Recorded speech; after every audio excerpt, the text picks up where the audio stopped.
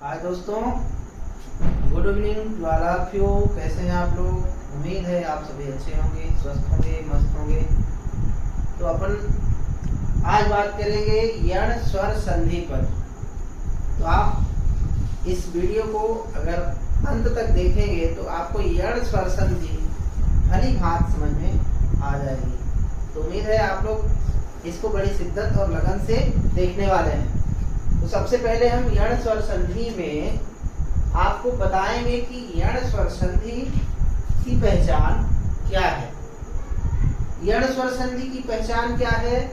तो इसमें जो ई, ऊ, री और ली वर्ण है। ई, ऊ, री ये वर्ण है। इनके परे, इन वर्णों के परे यदि कोई भिन्न स्वर आए, यदि कोई भिन्न स्वर हो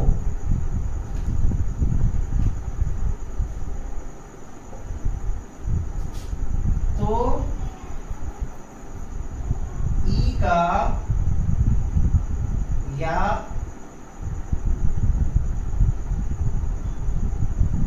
ऊ का वा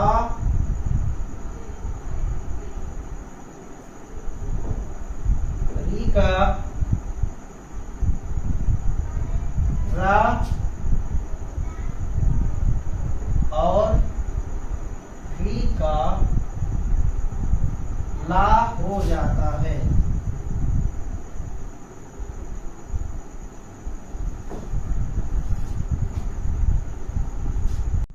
तो ये ई, ऊ, री इसके पश्चात यदि कोई भिन्न स्वर आता है।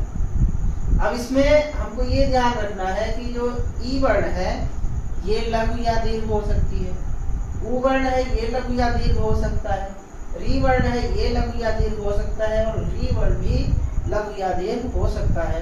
तो इसके पश्चात अगर कोई भिन्न स्वर आता है तो वहां पर उसका परिवर्तन हो जाएगा। ई का या में, ऊ का वा में, री का रा में और ली का ला में। तो ये जो है यहाँ पर ये पहचान इसकी है। अब इसको हम एक संक्षिप्त, आपको बिल्कुल संक्षिप्त रूप में इसके परिवर्तन को एक साथ लिख के बताते हैं। जैसे अगर ये ई वर्ण है या दीर्घ ई वर्ण है, इसका मेल यदि किसी भी भिन्न स्वर से होता है,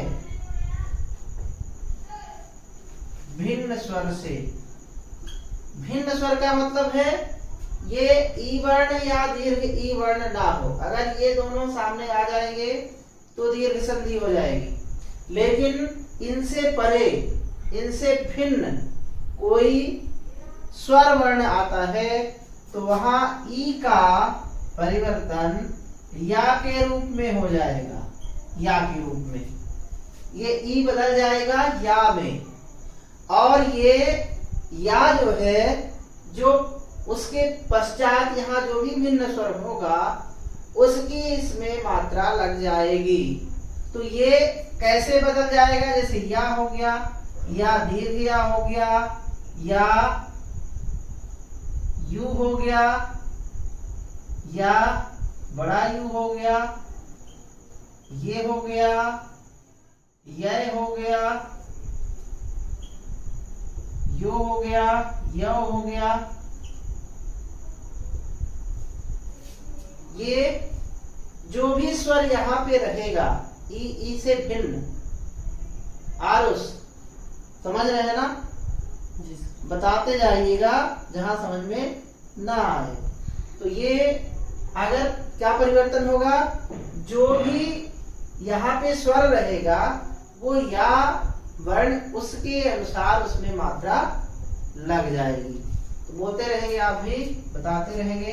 इसके बाद जो दूसरा वर्ण है उ या दीर्घ उ,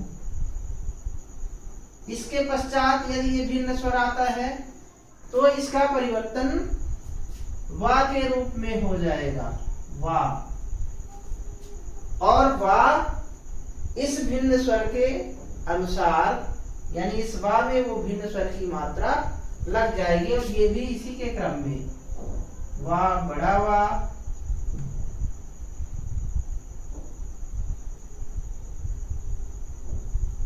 छोटा वो, बड़ा वो, वे, वह,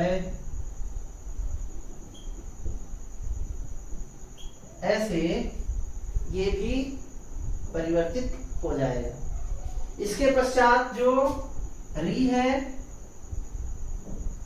री के भी पश्चात यदि कोई भिन्न स्वर आता है तो उसका रा में परिवर्तन हो जाएगा।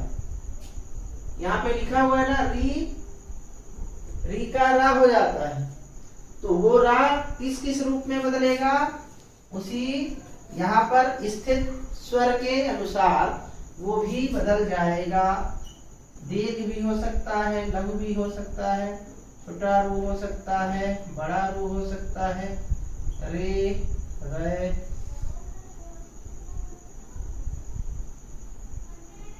इसके उदाहरण आपको इस तरह से परिवर्तित हो जाएंगे। इसके बाद जो री है, री या दीर्घ री, इसका भी ला में परिवर्तन होगा, और ये भी इसी तरह से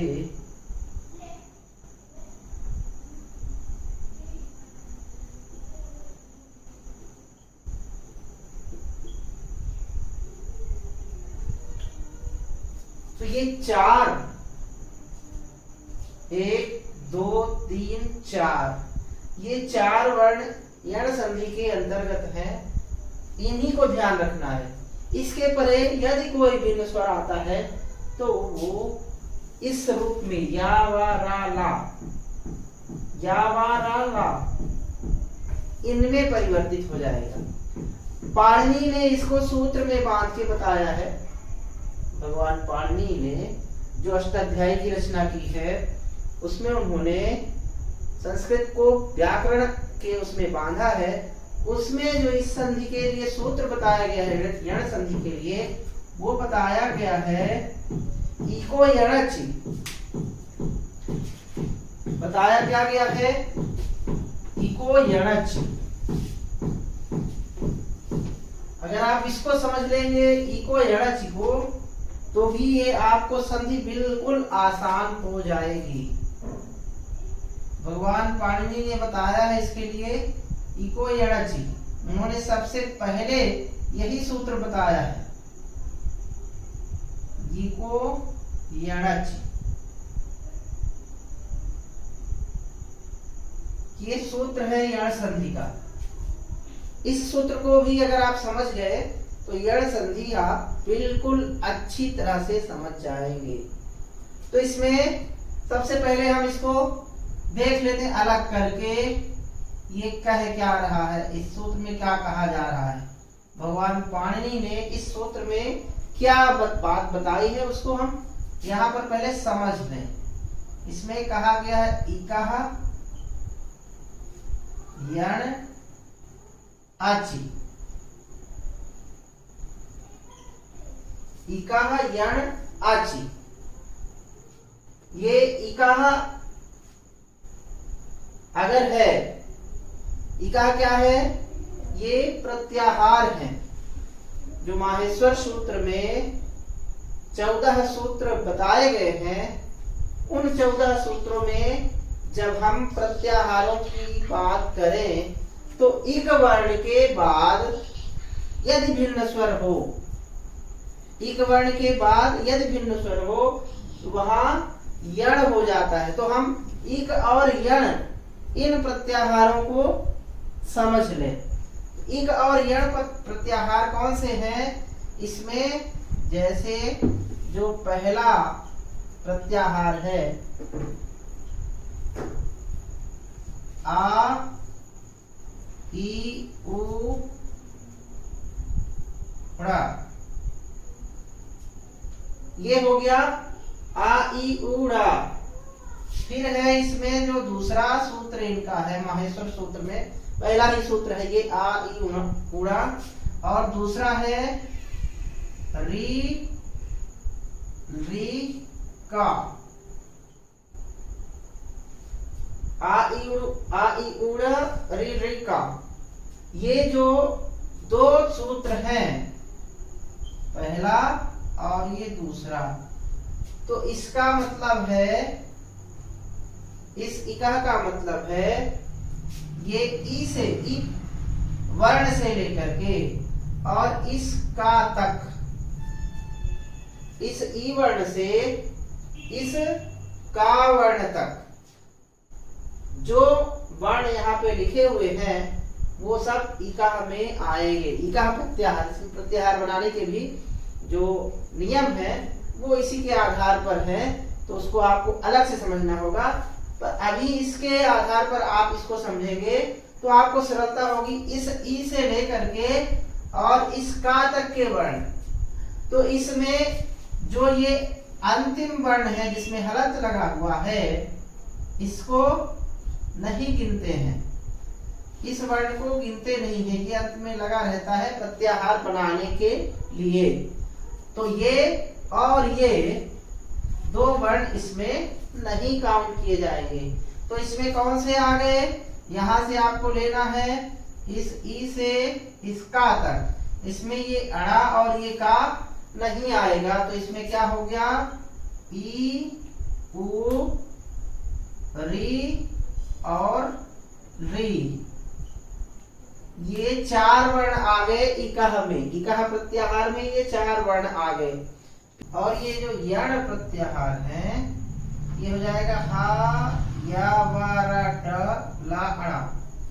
इसमें जो हा है ये यहाँ से तो हल में जो है हल वर्ण शुरू होते हैं, यहाँ से ये पांचवा सूत्र है माहेश्वर सूत्र में, पांचवा है ये, और ये छठवां है। तो ये यण जो है ये यहाँ से या से लेकर के यहाँ तक आएगा। तो आपको हमने बताया कि जो इसका इस सूत्र का अंतिम वर्ण है ये इति संज्ञक, मतलब प्रत्याहार निर्माण के लिए इनका प्रयोग किया जाता है। तो इसमें ये कैंसिल हो जाएगा और इसमें ये कैंसिल हो जाएगा, तो बचेगा कौन, या वा रा ला, ये वर्ण बचेंगे।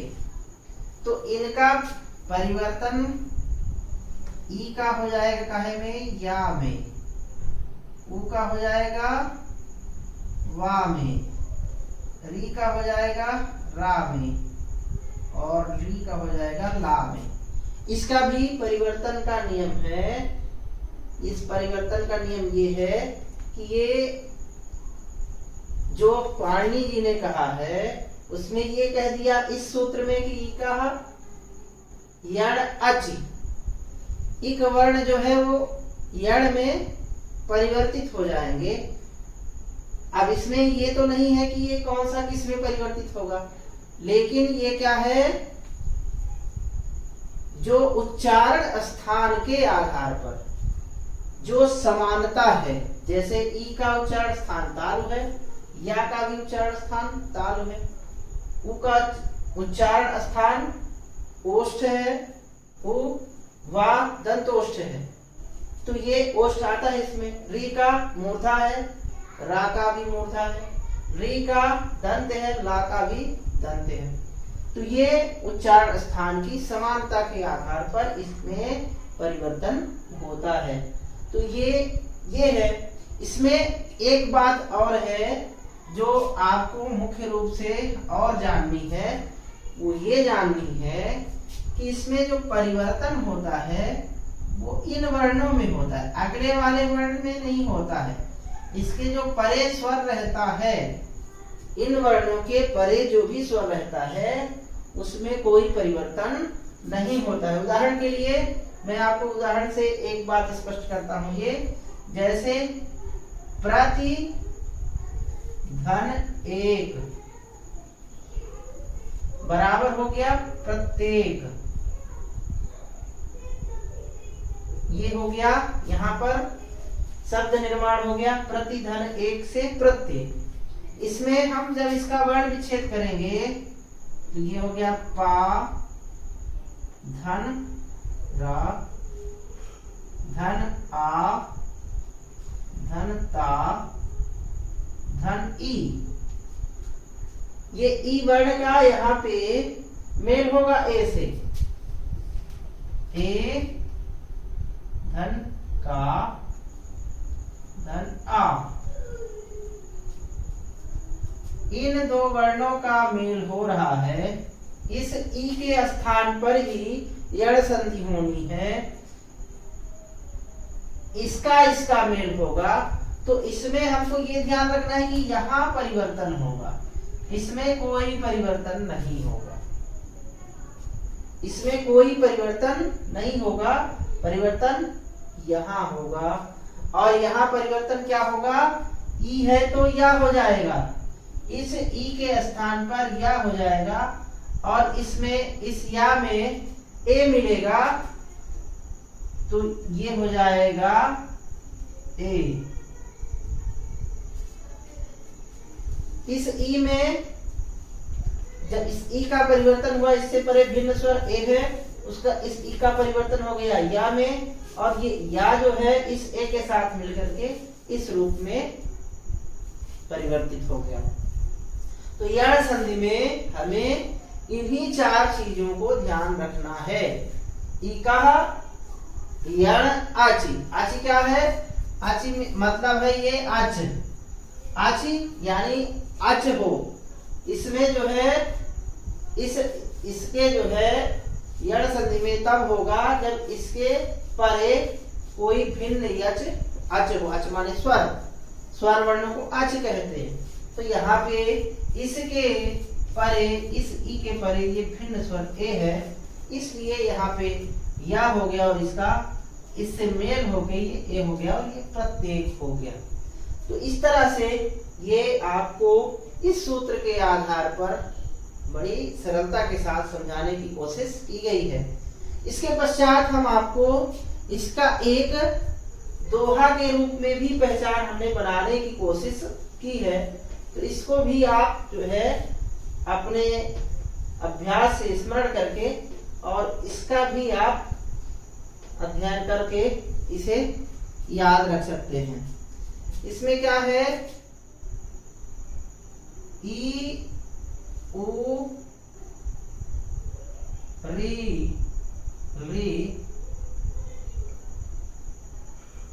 हो जब अंत में और परे भिन्न स्वर होवे।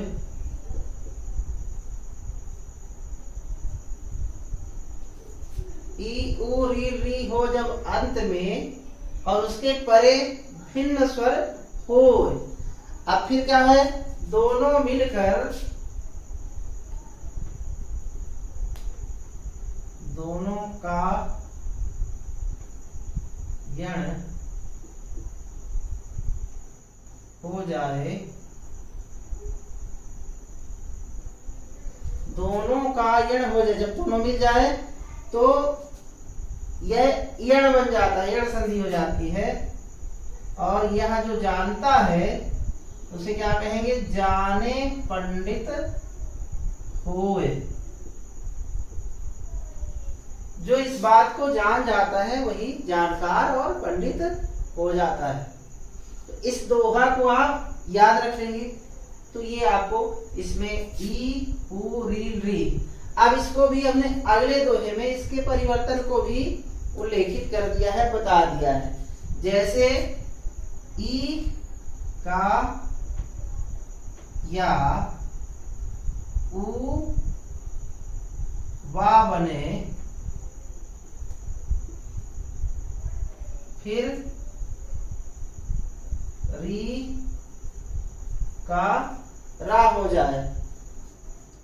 री का रा हो जाए,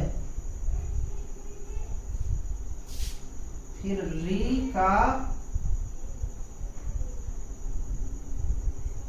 का ला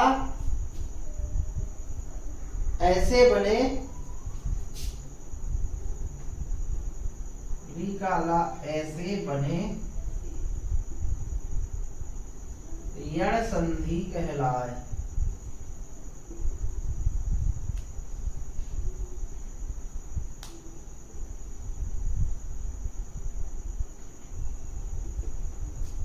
ये दोहा आपको इस संधि की पहचान को ध्यान रखने में निश्चित रूप से उपयोगी होगा।